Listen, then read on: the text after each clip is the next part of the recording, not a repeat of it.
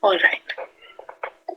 So in today's class, in last class, if you remember, we did learn about linear modeling and ANOVA, which is analysis of variance modeling for categorical variables and continuous variables. We had learned about linear modeling.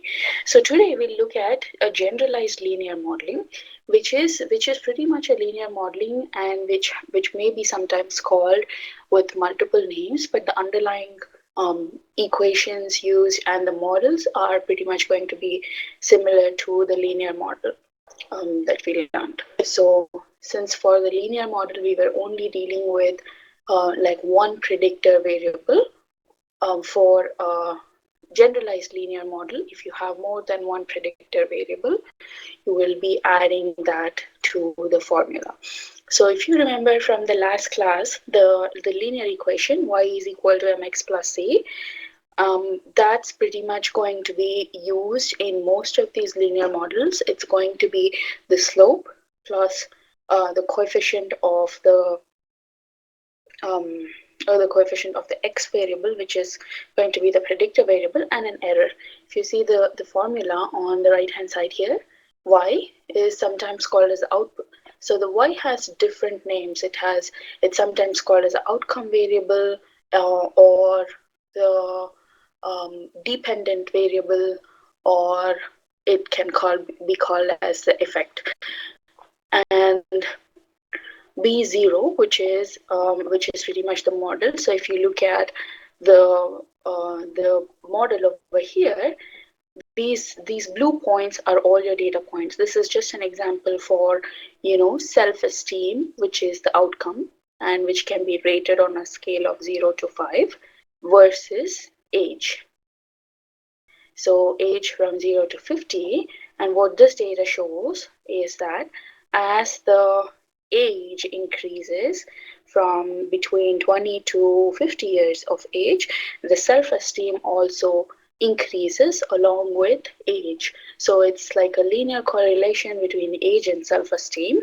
And since we are able to see this increasing pattern, it's pretty much, you don't complicate the model, just use a linear model.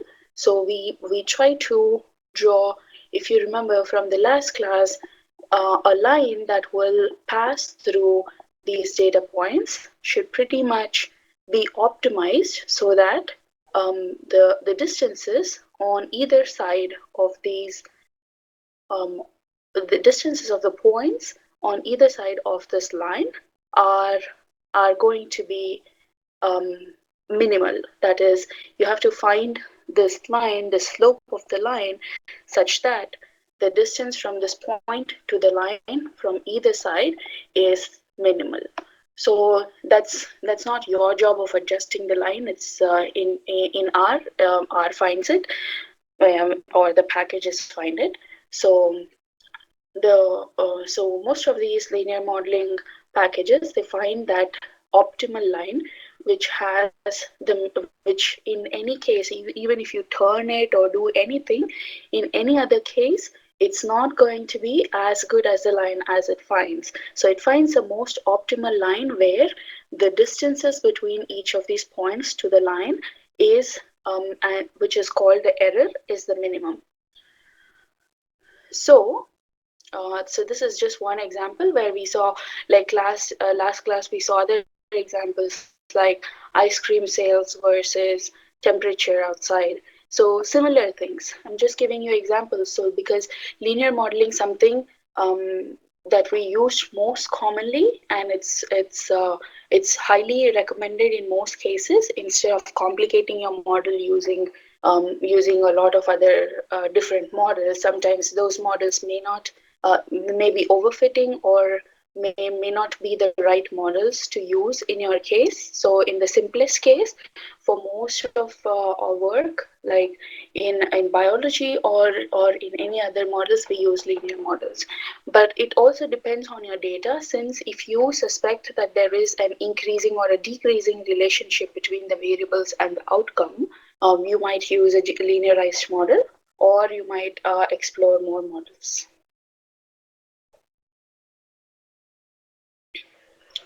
So It's basically generalized linear model is mostly generalizing this linear model for more than one or for more than one predictor variables. So in the next slide, we'll see here that the relationship between the independent variable or the independent variables are the predictor variables that we use on the right hand side of this equation.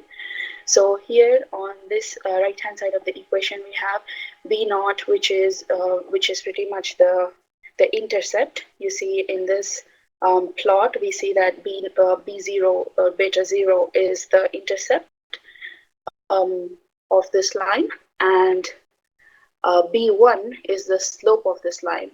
So if you go back in history and try to recall how to find the slope of a line, it's going to be the difference in the y to the difference in the x. So it's going to be difference in the y divided by difference in the x. So if you consider this as a right angle triangle, it's going to be one side divided by the base to find the slope of the hypotenuse.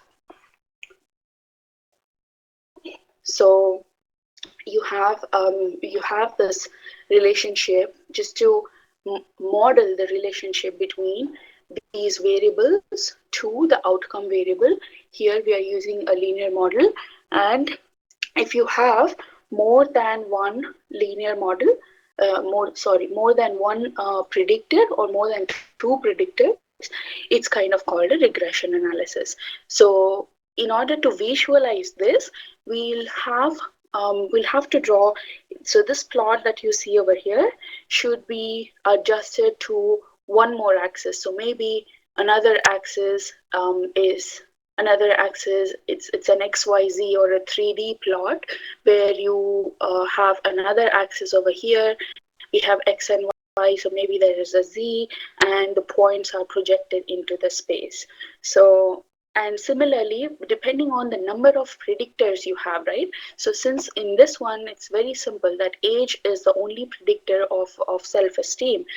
But what if there are other predictors like, maybe degrees or the number of degrees you have, or anything else like the number of awards they got, or anything else like that.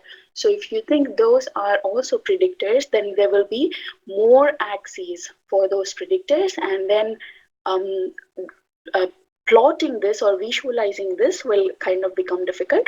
But R is going to find that line which passes through those data points in the space which is bound where there are boundaries for with all these axes as predictors.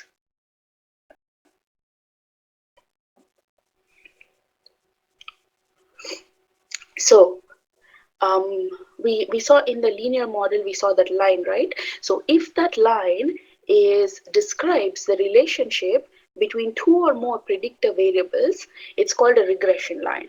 So that's where the word regression comes in regression analysis. It's called a regression line, meaning you are finding a line where the error is minimal and the line is optimized. So that's what is called a regression line. And so these are all interchangeably used, GLM or generalized linear models, or a linear model or a regression model. So all these words are interchangeably used depending on which field you go to. So don't get surprised by looking at other words. So when there are two or more predictive variables, for just one, we saw this equation, right?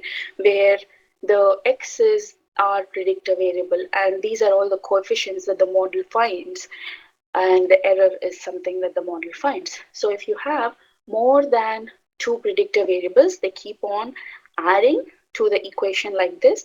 So in this equation, what we have is x1, x2, x3 are all these predictor variables. So if you have more than one predictor variables, like in the MT cars data set, the mileage can be predicted by multiple variables like the weight of the car, the transmission, and maybe the number of cylinders and the number of gears and things like that. So you can add all of those into this model to be able to predict gas mileage.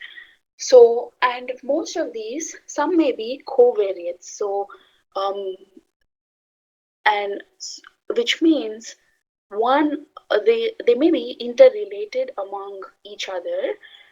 Like most of these predictor variables may not be independently be able to predict the outcome. Maybe these predictor variables are correlated among each other.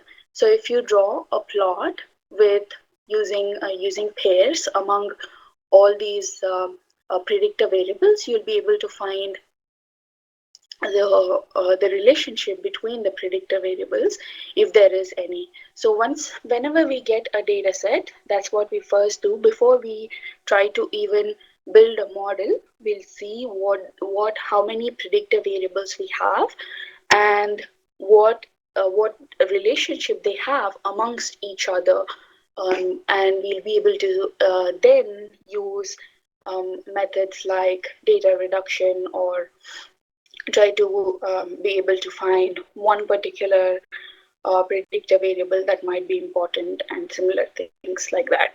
So it's not wrong to be able to add all these predictor variables into the model. The model, actually, there is a way to find which one has the highest impact in the model. So if you remember the last class, we have looked at linear model of empty cars data set, where the gas mileage is being predicted by weight. So similarly, not just the weight, you can add different predictor variables to that. And once you look at the summary of that linear model, you will find the p-value significance of the association or the predictive power of each of these predictors on the outcome. So basically, in our real time, what we do is we check the p-value significance of these predictor variables, and we pick the one that has the most significance in predicting the outcome. And sometimes what happens is, if the predictor variables are not correlated among each other, we might be able to pick more than one predictors. So similarly, like the ANOVA, there are other slight variations of these modelings. So there's something called as an ANCOVA, which is analysis of covariance, where we are controlling the effects of covariates. So I'm not going to go into the details of these, but something we don't use very frequently, at least in the biological side of things. We don't use ANCOVA very frequently, or for that matter, for anything else. We mostly use a linear model or a generalized linear model, which is for one predictor or more than one predictors. That's pretty much what we use. So I'm not going to go into details of what each of these modelings are, and not going to give you any examples of these. So when we are trying to predict one outcome variable, right? When in all of the modelings that we saw until now, there was only one outcome variable, meaning we are trying to, there was only one y. But if you have multiple y's or multiple outcome variables, then it's a multivariate regression analysis, or it has different names to it, like multivariate ANOVA or MONOVA, and multivariate ANCOVA or MANCOVA. So there are different names to it. So just for you to be aware of them, I put it down over here. So this we have gone through, but I'm going through again. Something when you're comparing two groups, between two groups, if you're comparing, we generally use a t-test. And what do we use? So I'm just going to test your attention here. So what do we use if we don't have a normally distributed groups? Which test do we use? If we are comparing two groups and they are not normally distributed, which test do we use to compare them?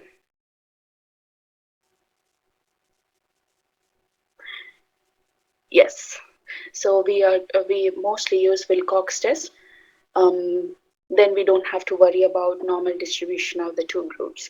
So in the previous classes, some of the previous sessions, we also saw the directionality or one-sided, two-sided t-test, where two-sided means you're testing the difference between the two means of the two groups, and if one-sided means you're specifically testing whether one group is smaller or larger than the other group. So that's called a one-tailed or a directional test, and where the normal t-test is called a two-sided or a two-tailed t-test. So this is just a graphical representation of the t-test. If you're comparing the two groups, and these two groups, for example, here, the green group is the control group and the blue group is the treatment group. If you want to compare the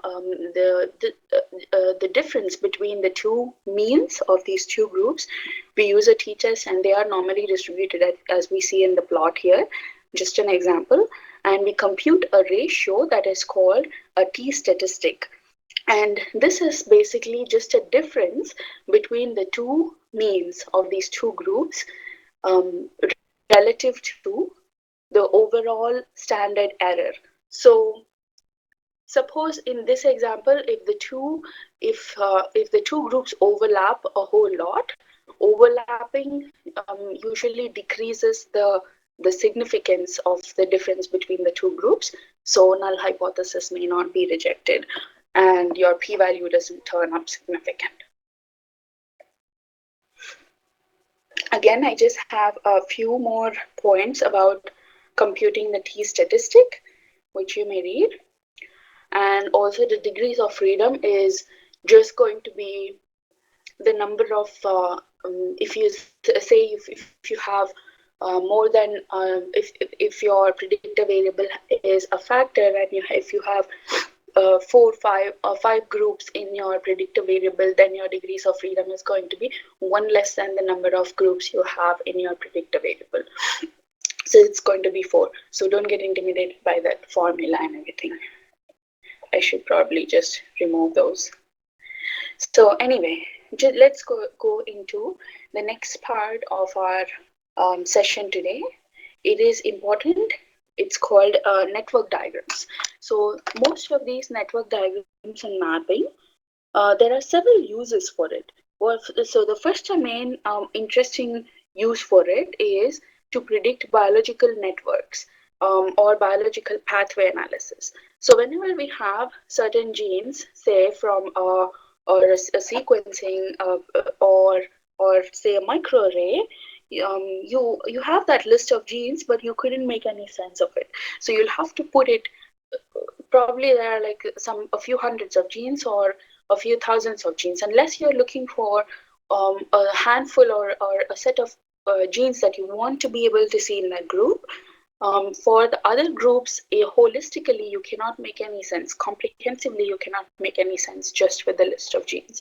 So mostly we put that into pathway analysis tools like, Ingenuity pathway analysis or GSCA and things like that.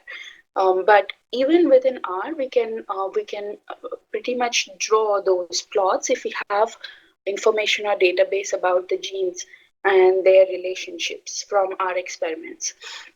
So here I'm going to use a very simple sets, mostly from the website of this author who has created this package called Network D3.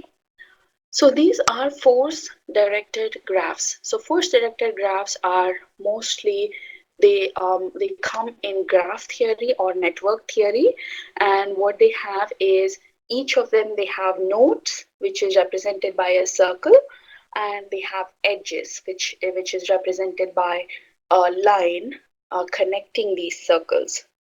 these small circles. So usually in your biological analysis, these circles are going to be the genes, and the connections are going to be the links between these genes.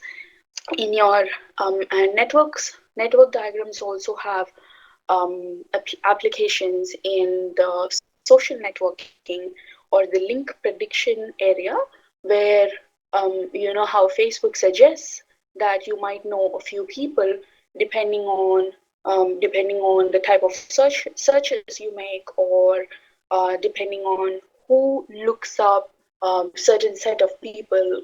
So depending on all these factors, you have this link prediction method where you can predict the link between two people. And so in your social networking, those circles will be people, and the links are going to be how closely or how distantly they are related. So forces, as it's called, it's just it's among the set, it's the edges, or a set of edges. So what the way these network graphs are made is, if you don't have any information between the distance of between the two circles, then it's every node is going to be equidistantly separated. But if you have information about how much distance it is, so this distance again depends on multiple factors, like if the two genes, suppose I'm always going to take my example of genes and and biological pathways. If you have more than if you have evidence of two genes being highly correlated, or if you have, along with those gene names, if you have a T statistic that links the two genes, or if you have a covariance matrix of how well they are related, if you have a covariance coefficients or numbers that shows a relationship between the two genes, then this network is going to use that information and then prepare plots depending on and use those distances to separate those two genes and the distance between them. But if not, it's going to be equidistant. All the nodes are going to be separated equidistantly. So let's look at one simple example here. So this package 3D network D3 is the package that we are going to use, and this is the person who prepared this package, Christopher Gandard. So this person has multiple examples in his GitHub, and most of these are related to networks and network diagrams. So let me just open up my RStudio.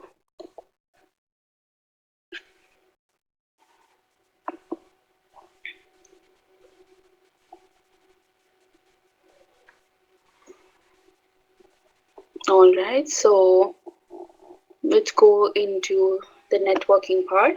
So if you don't have this package, which you might not have unless you are working with networks, so you'll have to first install this package using install.packages.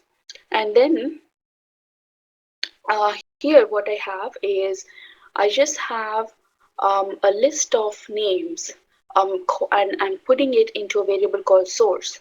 And then I have a list of another set of names called target. So basically what I'm doing is I'm trying to link each of these. Suppose say there are 3 people or 4 people A, B, C, D, and they know all these people. So if I'm trying to link these two, I'm just going to make a data frame out of these two. So I'm just going to run these 3 and show you the data frame.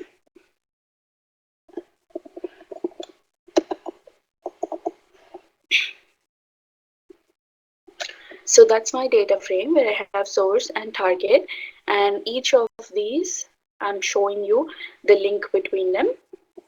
So if you have data like this, what is the best way to graphically show this data? It's going to have to be something like a node and an edge format. So this is the method within that package which draws a network diagram or a node and an edge diagram. So let's just run this. And you see that a network is formed here. So if you zoom this, you see that all these lines are going to be equidistant. You can actually move these. You find that this is two of them are overlapping. So if you don't want to be it to be overlapping, it's going to highlight when you hover over, when your mouse hovers over these. So it's going to show the relationships between these. So if you want to compare the data that we have to what it drew, if you want to highlight, say, A, right? So A is connected to B, C, D, and I. Is it I or is it I or J? It's J. So A, B, C, D, and J. So in your data set also you have the source A, name A is connected to B, C, D, and J. So pretty much, and everything else is also dependent on that. So it just depends on your figure is going to look exactly like your data. And if since we don't have any distance information in this, all these lines or the length of these edges is going to be the same, and the width also is going to be the same. So there are other functions within the same package which show or which represent these differently depending on which data set you have. So let's go into our next slide. So here we have, like, he has yeah, this plot over here, I picked it up from his website. So if you go to his GitHub website, the author's GitHub website, there are many examples which you can try. So yeah, this is pretty much his plot. And so he has multiple data sets and would show. So depending on what you have, you can connect, you can just look at the data sets that he has on his website and see which plot is more appropriate for your type of data. So so the next type of plot, what he has is, he has these two data sets, mislinks and misnodes, which are actually, they represent the names of actors in some movie, or I think this is a movie. Um, so he has these names of actors, and there are like multiple actors in the and they are all correlated, and they have all links between each other. So in order to show these relationships between the actors, he has these two data sets. So we are going to load these two data sets and use this method called force network, which makes a plot of this network. So this was simple network, and this is going to be force network, but you will have to give it multiple parameters. So one is going to be links, and once you write this in your RStudio, it's going to show you on the mouse hover, it's going to show you all the parameters that you need to give it. So you need to give it multiple things like the links, the nodes, the source and the targets, the values, and the IDs, and groups also, and opacity. This is obviously much bigger data than what the just example data that we used over here. This is going to be a much bigger data, and in your real life, that's how your data is going to look like. It's going to be much bigger data, not this simple 8 nodes plot. So let's just load this, and let's just give the, so once this is going to happen for all, for any methods you have. So once you write this method, right, it's going to give you an exact list of all the parameters that you need to give this method. So you can directly look at that, or you can look at the help page for this to give it the good, give it this the set of set of parameters it needs. So let's just run this and see what kind of plot it provides.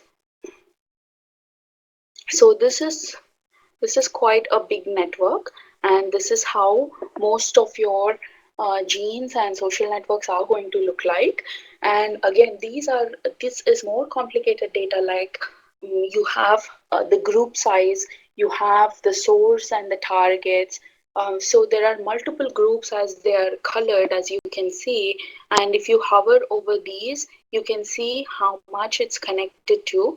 If you hover on the nodes, you can look at the names of these nodes. Don't know if there's we can make it bigger. It doesn't get bigger. So if you hover on the nodes, you will be able to see the names, and you will be able to see the links, the closest links. So suppose I take a very big one over here, right? The orange one. So it's connected to six or seven other nodes. So depending on that, it's going to, like this one is so depending on, it has a lot of this data has a lot of other information, like, and the width of the line is also different, as you can see. Some lines are thicker and some lines are much more thinner, so it depends on how many times these two are linked in your database, or it has certain numbers depending on the values. So there is a score of how well these are connected. So depending on that score, it changes the width of these edges. So there are different groups. Again, the colors are also different depending on the distance between them. So there's like a big purple group here, some blue groups here, green and orange groups. So depending on groups, so if you want to actually take a look at the data, let's just head this and see. So you see that there are lots of other values, the source, target, and value. So depending on this value, it changes the thickness of the edges connecting the two nodes. And let's just look at the nodes. So the nodes actually have the information on the names of the actors or the characters in this. So very conveniently, you can look at the group number and the size of that group. So depending on that, it changes the colors. So if you have any data, you want to make this plot, you'll have to bring it to this format. Or if you don't have values, if you don't have all the values, you should at least have the names, which group they belong to, and you should have which node meets which node. So you should have the source and target nodes. So the next set of plots, yes, so that's his plot, which looks pretty much like ours. So the next set of plots is the Sankey plot. So this Sankey plot is basically like a flow diagram, and here the width of arrows exactly, they are proportional to the number of times or the amount of information flowing through those nodes. And these are typically used to look at processes, the different processes. So the example that we are going to use over here is an energy-based example, where you see the flow of energy, or the flow of energy between the two nodes. Or this can also be used in financial systems, as you can see, which group or which part of the nodes have the highest impact of transfers, or if you're looking at a financial system, you can see which part of your company or your large multinational organization has most cash flow. So depending on this example, we are looking at an energy production example. So again, this is from the author's website. It's a package about energy production. So let's look at that in our RStudio. So for most of these, for the previous ones, we had downloaded that data. It's already there built in, and we had given that data. But most of these Sankey plots, you will have it in a JSON format, and you will have to convert the JSON format to the list format that is needed for your Sankey network method. So here is an example URL which contains the JSON formatted energy plot, and it's again, all this is inbuilt in your RStudio. So and this is a package called JSON Lite, and it's already inbuilt in your RStudio. So that when you try this example, you should already get it without any installations. So let's just run this example. So you have a URL, you're converting that and getting it into your energy. So let's just look what our energy variable has.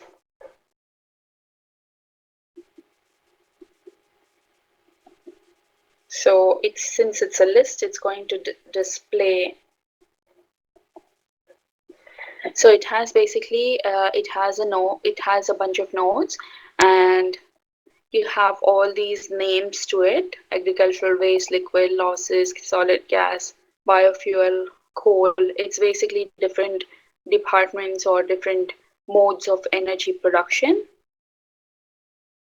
and usage also.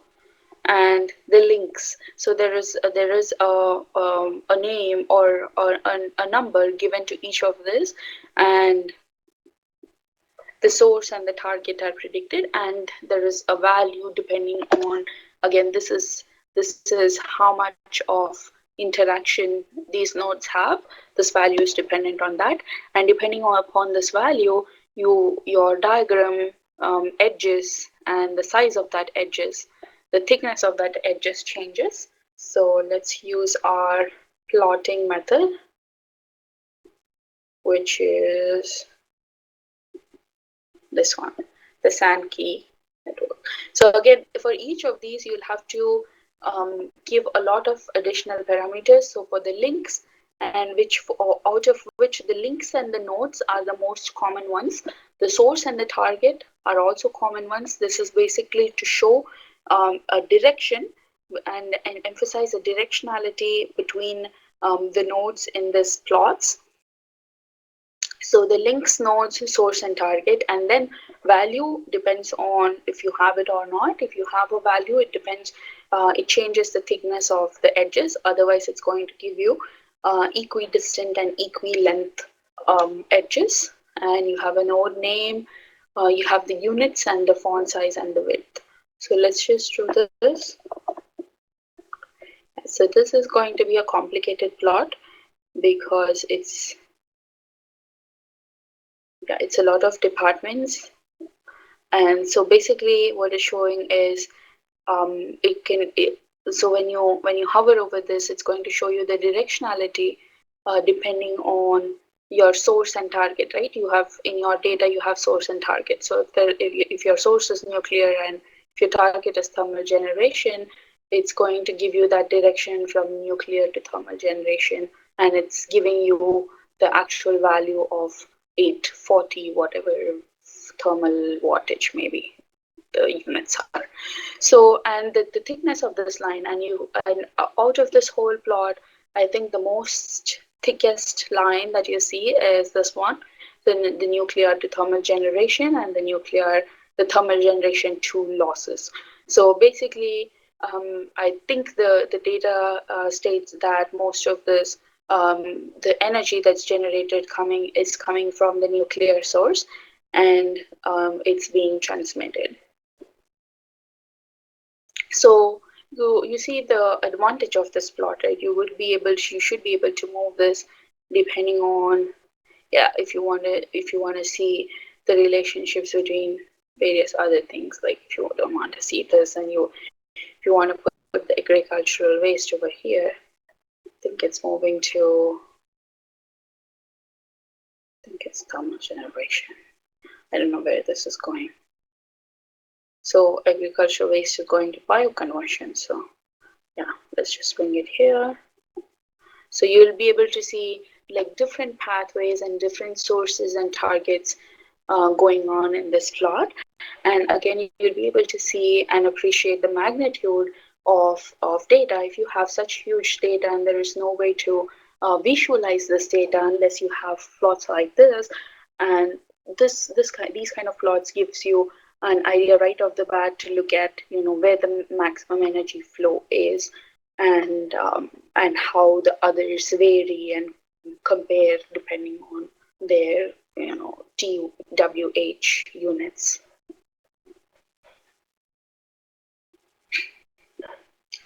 All right, any questions until now? I know I haven't stopped anywhere, just going on and on. So, okay. So let's just look at, yeah, that's the plot. The last part, I think this is kind of important, the tree diagrams or the radial diagrams.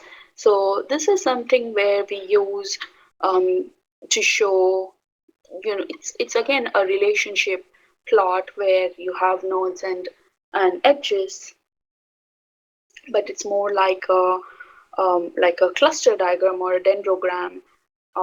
And you have it in two formats. You either get a radial diagram, which is a circular form of this tree, or if you want a tree, you will get a left to right tree, mostly to show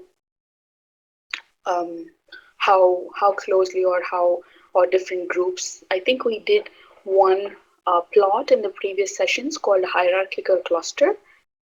Basically, it'll group your data into different bins, and it will put certain relationships among your groups and see how different it is to other groups, or how many groups you get in total if you want to see just two groups, and how many groups those you can form. So it's a similar type of diagram. So let's just look at one example. This is I think this data belongs to a software. It's called a Flare, and they have different units to that software. So let's just look at that example, which is, again, it comes from a URL. It's in JSON format, and so you'll have to convert it from JSON to a list. And we are going to subset this set because it's a huge set. If you look at the structure of Flare, it's definitely a huge set. It's a list of lists of lists. So it has a multiple tree-like structure, and therefore I think it's useful for this plot. So we are just going to concentrate on the top 3 items of this list. So let's just subset our data set, and let's use the radial network and see. So this radial network, again, you will have to give it the data set, the font size, and opacity. So opacity is just the how transparent or how thick you want the lines and dots to be. So here's the plot that I generated. It's a circular version of your say a hierarchical cluster. So you see that Flare is at the middle, and then the closest, the inner circle that it's related to is this data, analytics, and animate. So this is the inner circle, and if you move on to the next outside circle, it's going to be this circle. So all of these are at the same level of that circle. So this is the first level, the second level actually, after those first 3 nodes. This is the second level of data where you have all these modules, and these are the modules, and then you have many submodules right after that. So this is the last level that you can see. This is the last level where there are submodules in some of these. So that's pretty much um, a radial network. And similarly, the same radial network, you can convert it into a diagonal network. So it's going to get rid of the circular pattern, and this is probably easier to see. But depending on what data you're plotting, you will like one or the other, and you will have a preference of one or the other. And so this is probably an easier way to see the flare, the second level, and the next level, and the last level. So yeah, so these plots are pretty much going to be used by maybe data business analysts, and yeah, business intelligent analysts and things like that, because those people are going to be able to be involved in a project at the initial stages. So, and also the project managers who would want to be able to show this to um, higher ups and be able to give an overview of the whole project and what components they have and things like that. So these plots will be useful for that. And yeah, so that's pretty much the end of the session. So this is all that we saw. And there is something called a dendro network too. So if you go to this website that he has, and he also has like a GitHub website. So if you type his name, Christopher Gandrud, and go to his GitHub, so he has several other examples. There is also called as a Dendro network. So that's you could it's a slightly different form of this one, and it's going to be like a hierarchical clustergram, not like top down, but left to right. So you have others also, but this is just an introduction to networking diagrams and maps. So, and also I will share with you the geographical part of the geographical part of the packages, like how you embed a map, or how you draw a map in your um, in your in your plots and things like that. So that might be interesting or might not be interesting depending on your field, but you could go through that on your own. So any questions until now?